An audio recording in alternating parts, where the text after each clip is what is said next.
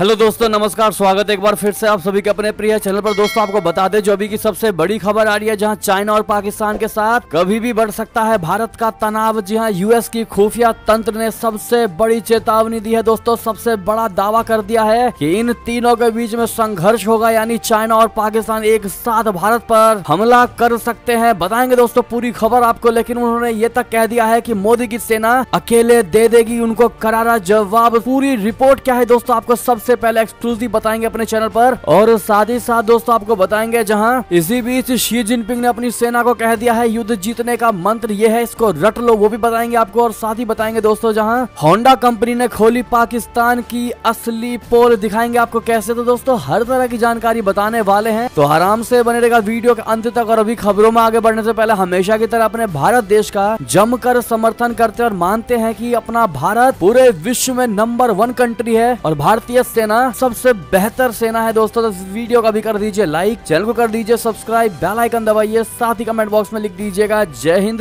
जी हां दोस्तों, तो चलते हैं पहली और सबसे बड़ी खबर की तरफ, जहां चीन और पाकिस्तान के साथ बढ़ सकता है भारत का तनाव। यूएस की खुफिया तंत्र ने कहा हो सकता है बड़ा संघर्ष, लेकिन मोदी की सेना देगी करारा जवाब। जी हां दोस्तों, बता दें अमेरिकी खुफिया तंत्र ने बुधवार को सांसदों से कहा है कि उसे आशंका है कि भारत पाकिस्तान और भारत चीन के बीच तनाव बढ़ सकता है और उनके बीच संघर्ष की आशंका है। खुफिया तंत्र के अनुसार ऐसी आशंका है कि पाकिस्तानी उकसावों की स्थिति में प्रधानमंत्री नरेंद्र मोदी के नेतृत्व में भारत पहले की तुलना में अधिक सैन्य बल के साथ जवाब देगा। ये मूल्यांकन अमेरिकी खुफिया तंत्र के वार्षिक खतरे के आकलन का हिस्सा है, जिसे राष्ट्रीय खुफिया निदेशक के कार्यालय द्वारा अमेरिकी कांग्रेस के समक्ष प्रस्तुत किया गया। रिपोर्ट के अनुसार भारत चीन द्विपक्षीय सीमा विवाद को बातचीत के जरिए सुलझाने में लगे हुए हैं, लेकिन 2020 में देशों की सेनाओं के बीच हुए संघर्ष के मद्देनजर संबंध तनावपूर्ण ही रहेंगे और इस घटना के बाद से दोनों के बीच संबंध गंभीर स्तर पर है। रिपोर्ट में कहा गया है कि विवादित सीमा पर भारत और चीन दोनों द्वारा सेना का विस्तार दो परमाणु शक्तियों के बीच सशस्त्र टकराव के जोखिम को बढ़ाता है, जिससे अमेरिकी लोगों तथा हितों को सीधा खतरा हो सकता है। इसमें अमेरिकी हस्तक्षेप की मांग की जाती है। पिछले गतिरोधों से स्पष्ट है कि वास्तविक नियंत्रण रेखा पर लगातार निम्न स्तर के संघर्ष तेजी से बढ़ सकते हैं। रिपोर्ट में यह भी कहा गया है कि पाकिस्तान का भारत विरोधी आतंकवादी समूहों का समर्थन करने का एक लंबा इतिहास रहा है। प्रधानमंत्री नरेंद्र मोदी के नेतृत्व में भारत की सेना पाकिस्तानी उकसावों का पहले से अधिक आक्रामक तरीके से जवाब दे सकती है। रिपोर्ट में कश्मीर में हिंसा बढ़ने या भारत के किसी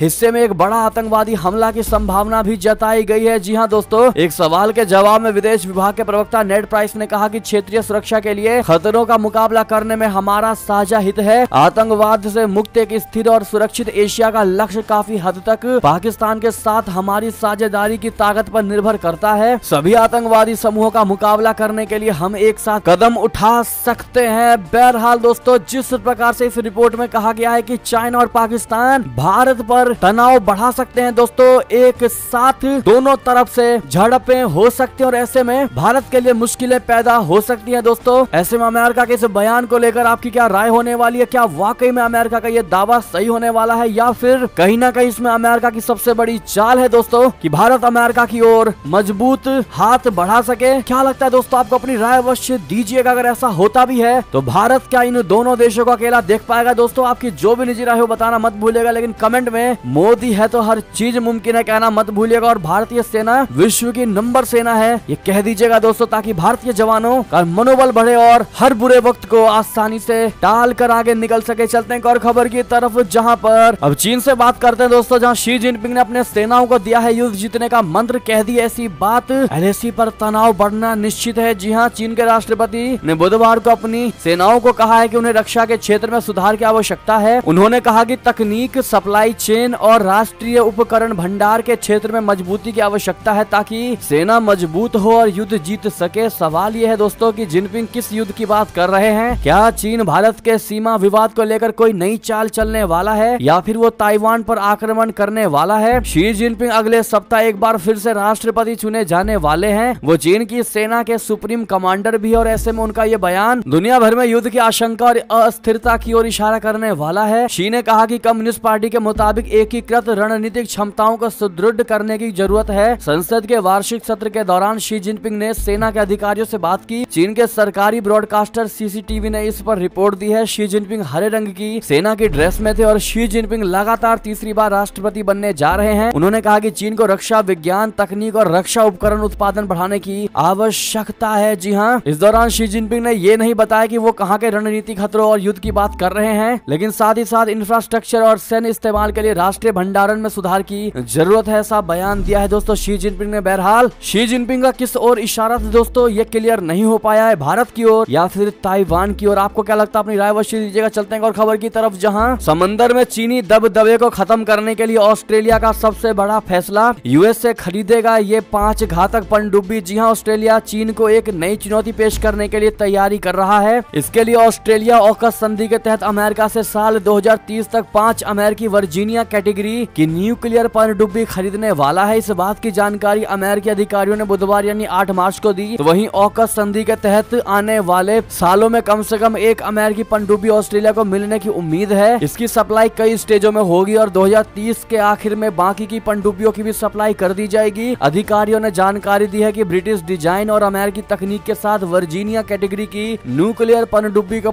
बनाया जा रहा है। वहीं अमेरिकी राष्ट्रपति जो बाइडेन सोमवार यानी 13 मार्च को सैन डिएगो में ऑस्ट्रेलिया और ब्रिटेन के नेताओं की मेजबानी करेंगे और इस दौरान वो ऑस्ट्रेलिया को न्यूक्लियर पनडुब्बियों और दूसरे उच्च तकनीकी हथियारों के नियमों के लिए आगे का रास्ता तैयार करेंगे। साथ ही साथ दोस्तों बात करते हैं एक और खबर की, जहां होंडा ने खोली पाकिस्तान की पोल। आज से प्लांट पर लटका ताला, देश छोड़कर भाग रहे अमीर लोग। जी हां, पाकिस्तान दिवालिया होने की कगार पर है। महंगाई की वजह से जनता त्रस्त है, रोजगार घट रहे हैं क्योंकि पाकिस्तान में बड़ी बड़ी कंपनियां बंद हो रही हैं। अब दुनिया भर में मशहूर होंडा कंपनी ने पाकिस्तान में प्लांट बंद करने का ऐलान किया है। दरअसल पाकिस्तान की होंडा एटलस कार्स ने बुधवार को बताया कि वो प्रोडक्शन बंद करने जा रही है। कंपनी के मुताबिक मार्च के बचे दिनों में अब प्रोडक्शन नहीं होगा। सप्लाई चेन में दिक्कत की वजह से कंपनी को प्लांट पर ताला लगाने का फैसला लेना पड़ा है। Honda Atlas cars Honda automobile को असेंबल करती है। जियो न्यूज के मुताबिक वाहन निर्माता ने पाकिस्तान स्टॉक एक्सचेंज को भेजे गए एक नोट में कहा है कि कंपनी की सप्लाई चेन खराब होने के कारण ये निर्णय लिया गया है। कंपनी ने बताया कि पाकिस्तान की वर्तमान आर्थिक स्थिति बेहद खराब है। आयात पर पाबंदी की वजह से कच्चे माल की सप्लाई में लगातार दिक्कतें आ रही हैं। विदेशी भुगतान रोकने की वजह से भी दिक्कतें बढ़ गई हैं, जिससे प्लांट बंद करने का फैसला लेना पड़ा। जी हाँ दोस्तों, अब ऐसे में इस बीच पाकिस्तान के हालात से घबराकर लोग पाकिस्तान छोड़कर भागने लगे हैं। पाकिस्तान से विदेश जाने वाले लोगों की संख्या में अचानक से तेजी देखी जा रही है। पाकिस्तान के पत्रकार नारा लगा रहे हैं कि अब पाकिस्तान जिंदाबाद कहने का वक्त नहीं, बल्कि पाकिस्तान से जिंदा भाग कहने का नारा बुलंद होने लगा है। जी हाँ दोस्तों, सबसे बड़ी खबर थी ये, पाकिस्तान से सबसे बड़ा पोल खोला है दोस्तों होंडा कंपनी ने। बात करें एक और खबर की, जहां चीनी विदेश मंत्री ने अपने राजनयिकों को क्यों दी ये सलाह कि भेड़ियों के साथ डांस करना चाहिए। आपको बता दें, चीन के नए नवेले विदेश मंत्री किन गैंग ने अपने एक बयान को लेकर चर्चा में है। किन गैंग ने अपने राजनयिकों से कहा है कि उन्हें भेड़ियों के साथ डांस करना चाहिए। गैंग ने चीन की संसद में हुई संसदीय बैठक को संबोधित करते हुए अपने राजनयिकों को भेड़ियों से कूटनीति के गुर सीखने की नसीहत दी है। उन्होंने कहा कि हमारे डिप्लोमेट्स को भेड़ियों के साथ डांस करना चाहिए। वॉट्सन वीवो की रिपोर्ट के मुताबिक चीन में संसदीय बैठकों को दौरा जारी है। चीन की राजधानी में स्थित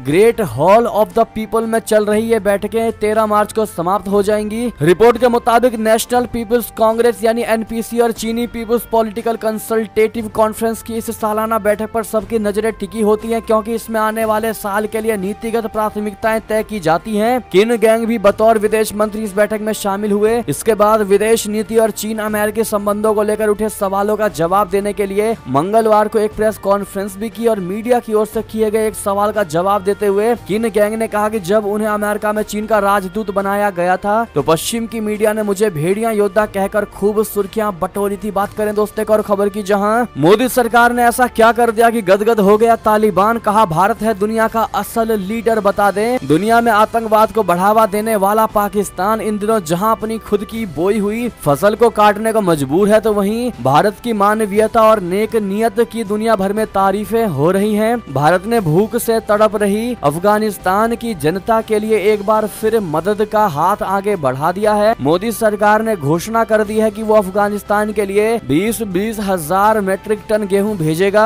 ये भारत की ओर से अफगानिस्तान की जनता के लिए निःशुल्क मदद होगी। तालिबान ने भारत सरकार की इस पहल का स्वागत करते हुए कहा कि इससे दोनों देशों की जनता के आपसी संबंधों में सुधार होगा। भारत सरकार ने अफगानिस्तान को मदद देने के पीछे की वजह भी बताई। सरकार के एक बयान के अनुसार अफगानिस्तान में वर्तमान में मानवीय संकट पनपा हुआ है। वहां पर लोगों के लिए पर्याप्त मात्रा में खाद्यान्न की कमी बनी हुई है। इस स्थिति को देखते हुए भारत सरकार ने अफगानिस्तान सरकार को 20,000 मीट्रिक टन गेहूं की मदद भेजने का फैसला किया है। यह गेहूं ईरान के चाबहार पोर्ट के जरिए अफगानिस्तान को डिलीवर किया जाएगा। जी हां दोस्तों, ऐसे में इन्हीं मदद को देखते हुए तालिबान ने भारत का आभार जताया और दोस्तों जमकर प्रशंसा की। तालिबान के प्रवक्ता सुहेल शाहीन ने कहा कि हम चाबहार पोर्ट के जरिए अफगान लोगों को 20,000 मीट्रिक टन गेहूं की आपूर्ति करने के भारत सरकार के फैसले की बहुत सराहना करते हैं। इस तरह की मानवीय मदद के कदमों से दोनों देशों के बीच आपसी भरोसा बढ़ता है, जिससे दोनों देशों के मुल्कों के संबंध मजबूत होंगे। शाहीन ने भारत को दुनिया का असल लीडर भी बता दिया है। जी हाँ दोस्तों, बहरहाल इस पर आपकी क्या निजी राय होने वाली है दोस्तों, लेकिन एक चीज है, मदद करेंगे तो